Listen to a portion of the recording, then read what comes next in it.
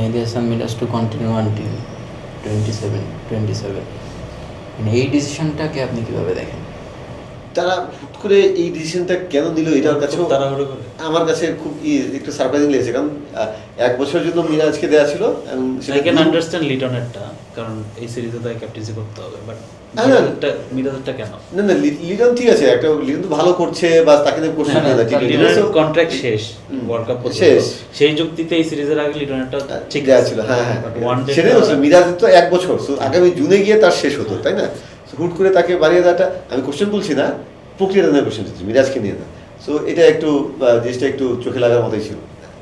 যেহেতু তার ক্যাপ্টেন্সিতে আমরা সিরিজ জিতেছি, পাকিস্তান সিরিজটা, ওয়েস্ট ইন্ডিজ সিরিজটা, এখন অনেক জায়গায় প্রশ্ন তোলার অবকাশ আছে যদি আঙুল তুলতে চাই।